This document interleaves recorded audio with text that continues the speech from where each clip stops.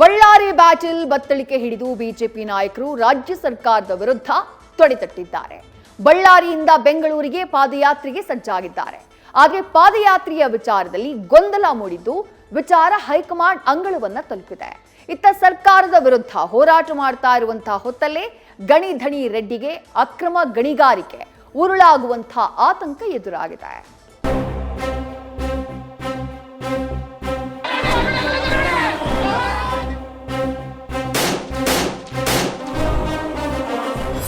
Banner ಗಲಾಟೆ. ಬಳ್ಳಾರಿಯಲ್ಲಿ Janardhan Reddy versus Bharat Reddy ನಡುವೆ ನಡೆದ ಸೇಡಿನ ಸಮರ. ಸಿಸಿಟಿವಿ ವಿಡಿಯೋ ಸಾಕ್ಷ್ಯಗಳನ್ನ ಬಿಡುಗಡೆ ಮಾಡಿರೋ ಬಿಜೆಪಿ ನಾಯಕರು ಕಾಂಗ್ರೆಸ್ನತ್ತ ಬೊಟ್ಟು ಮಾಡಿದ್ದಾರೆ. ಗೊಂದಲದಲ್ಲಿ ಸಿಲುಕಿದ್ದ ರಾಜ್ಯ ಸರ್ಕಾರ ಬಳಿಕ ಪ್ರಕರಣವನ್ನ ಸಿಐಡಿಗೆ ಒಪ್ಪಿಸಿತ್ತು. ಸಿಐಡಿ ತನಿಖೆ ಒಪ್ಪದ ಬಿಜೆಪಿ ನಾಯಕರು ಶಾಸಕ ನಾರಾ ಭರತ್ ರೆಡ್ಡಿ ಬಂಧನ ಆಗಬೇಕು, ಪ್ರಕರಣವನ್ನ ಸಿಬಿಐಗೆ ವಹಿಸಬೇಕು ಅಂತ ಆಗ್ರಹಿಸಿ ಈಗ ಹೋರಾಟಕ್ಕೆ ಮುಂದಾಗಿದ್ದಾರೆ. ಸರ್ಕಾರದ ವಿರುದ್ಧ ತೊಡೆ ತಟ್ಟಿದ ಬಳ್ಳಾರಿ ಗಣಿಧಣಿಗಳು. ಪಾದಯಾತ್ರೆಗೆ ಸಜ್ಜು, ಹೈಕಮಾಂಡ್ಗೆ ವಿಜಯೇಂದ್ರ ಪತ್ರ. ಬಳ್ಳಾರಿ ಗಲಭೆಗೆ ಸಂಬಂಧಪಟ್ಟಂತೆ ಗಣಿಧಣಿಗಳು ಪಾದಯಾತ್ರೆಗೆ ಪ್ಲಾನ್ ಮಾಡಿದ್ದಾರೆ. ಬಳ್ಳಾರಿಯಿಂದ ಬೆಂಗಳೂರುವರೆಗೆ 300 ಕಿಲೋಮೀಟರ್ ಪಾದಯಾತ್ರೆ ನಡೆಸಲು ಚಿಂತನೆ ನಡೆಸಿದ್ದಾರೆ. ಆದರೆ ಪಾದಯಾತ್ರೆ ವಿಚಾರದಲ್ಲಿ ರೆಡ್ಡಿ ರಾಮುಲು ನಡುವೆಯೇ ಭಿನ್ನಾಭಿಪ್ರಾಯ ಮೂಡಿದೆ. ಬೃಹತ್ ಪ್ರತಿಭಟನೆ ನಡೆಸಲು ಜನಾರ್ದನ್ ರೆಡ್ಡಿ ಪ್ಲಾನ್ ಮಾಡಿದ್ರೆ ಶ್ರೀರಾಮುಲು ಪಾದಯಾತ್ರೆ ಮಾಡೋಣ ಎಂದಿದ್ದಾರೆ. ಹೀಗಾಗಿ ಇಬ್ಬರ ಪ್ಲಾನ್ ಕೇಳಿ ರಾಜ್ಯ ಬಿಜೆಪಿ ನಾಯಕರು ಪೇಚಿಗೆ ಸಿಲುಕಿದ್ದಾರೆ. ಈ ವಿಚಾರ ದೆಹಲಿ ವರಿಷ್ಠರ ಅಂಗಳ ತಲುಪಿದ್ದು ಹೈಕಮಾಂಡ್ ತೀರ್ಪು ಬಾಕಿ ಇದೆ. ಶ್ರೀರಾಮುಲು ಅವರಾಗ್ಲಿ ಜನಾರ್ದನ್ ರೆಡ್ಡಿ ಅವರಾಗ್ಲಿ ನಮ್ಮ ಸ್ಥಳೀಯ ನಾಯಕರ ಅಪೇಕ್ಷೆ ಪಾದಯಾತ್ರೆ ಮಾಡಬೇಕು ಅಂತೇಳಿ ಅವರ ಅಪೇಕ್ಷೆಯನ್ನು ವ್ಯಕ್ತಪಡಿಸಿದ್ದಾರೆ. ಬಳ್ಳಾರಿನಲ್ಲಿ ಜನವರಿ 17ನೇ ತಾರೀಕು ಬಹಳ ಬೃಹತ್ ಮಟ್ಟದ ಒಂದು ಹೋರಾಟವನ್ನ ಈಗಾಗಲೇ ನಾವು ಘೋಷಣೆ ಮಾಡಿದ್ದೇವೆ. ಅಲ್ಲಿ ಒಂದು ರೀತಿ ಆತಂಕದ ವಾತಾವರಣ ಇರುವಂತದ್ದು ಸತ್ಯ, ಅದನ್ನ ಅಲ್ಲಗಳೆಯೋದಕ್ಕೆ ಸಾಧ್ಯ ಇಲ್ಲ. ಬಿಜೆಪಿ ನಾಯಕರ ಪಾದಯಾತ್ರೆಗೆ ಕಾಂಗ್ರೆಸ್ ಲೇವಡಿ. ಸ್ಥಳೀಯ ಪೊಲೀಸರು ನಿರ್ಧರಿಸುತ್ತಾರೆ ಎಂದ ಗೃಹ ಸಚಿವ.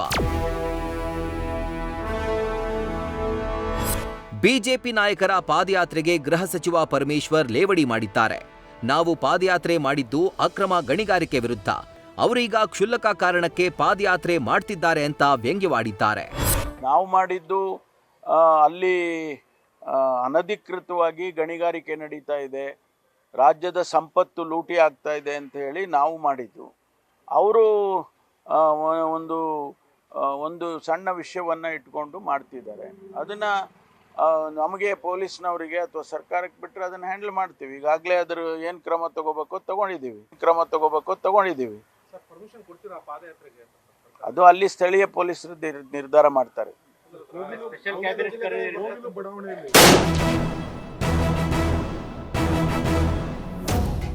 ಗಣಿಧಣಿಗೆ ಮತ್ತೆ ಎದುರಾಗುತ್ತಾ ಕಾನೂನು ಸಂಕಷ್ಟ.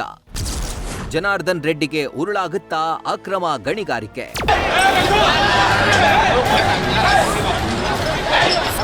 ಮಾಜಿ ಸಚಿವ ಜನಾರ್ದನ್ ರೆಡ್ಡಿ ಮತ್ತೆ ಗಣಿ ವ್ಯೂಹದೊಳಗೆ ಸಿಲುಕಿದ್ದಾರೆ. ಸುಪ್ರೀಂ ಕೋರ್ಟ್ ಟೀಮ್ ಸರ್ವೆಯಲ್ಲಿ ಅಕ್ರಮ ನಡೆದಿರೋದ್ರ ಬಗ್ಗೆ ಉಲ್ಲೇಖವಾಗಿದೆ. ಇದೇ ವರದಿಯನ್ನ ಜನವರಿ ಮೊದಲ ವಾರದಲ್ಲಿ ಸುಪ್ರೀಂ ಕೋರ್ಟ್ಗೆ ಸಲ್ಲಿಸಬೇಕಿತ್ತು. ಆದರೆ ತಮ್ಮ ಪರ ವಿವರಣೆ ನೀಡಲು ಜನವರಿ 20ರವರೆಗೆ ಸಮಯ ನೀಡಬೇಕು ಅಂತ ಜನಾರ್ದನ್ ರೆಡ್ಡಿ ಮನವಿ ಮಾಡಿದ್ದ ಹಿನ್ನೆಲೆ ಜನವರಿ ಕೊನೆಯ ವಾರದಲ್ಲಿ ವರದಿ ಸಲ್ಲಿಕೆಯಾಗಲಿದೆ. ಒಟ್ಟು 6 ಗಣಿ ಕಂಪನಿಗಳ ವಿರುದ್ಧ ಕಳೆದ ತಿಂಗಳು ಸುಪ್ರೀಂ ಕೋರ್ಟ್ ಟೀಮ್ ಸರ್ವೆಯಲ್ಲಿ ಅಕ್ರಮ ಉಲ್ಲೇಖ ಆಗಿದೆ. ನಿವೃತ್ತ ನ್ಯಾಯಮೂರ್ತಿ ಸುಧಾಂಶು ಧುಲಿಯಾ ನೇತೃತ್ವದ ತಂಡದಿಂದ ಆಗಿದ್ದ ಸರ್ವೆಯಲ್ಲಿ ಅಕ್ರಮ ಗಣಿಗಾರಿಕೆ ದೃಢಪಟ್ಟಿದೆ.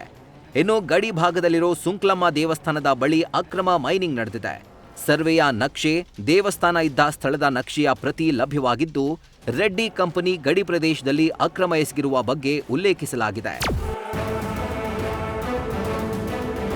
ಒಟ್ಟಾರೆ ಪಾದಯಾತ್ರೆ ಮೂಲಕ ಸಿದ್ದರಾಮಯ್ಯನವರ ಹಳೆ ಲೆಕ್ಕ ಚುಕ್ತಾ ಮಾಡೋಕೆ ಬಿಜೆಪಿ ಮುಂದಾಗಿದೆ.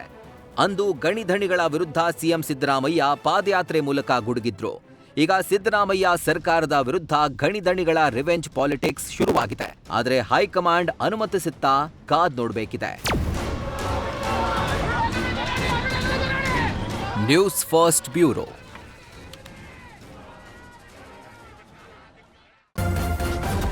ನ್ಯೂಸ್ ಫಸ್ಟ್ ನಿರ್ಭೀತಿಯಿಂದ ನಿಮ್ಮ ಪರವಾಗಿ.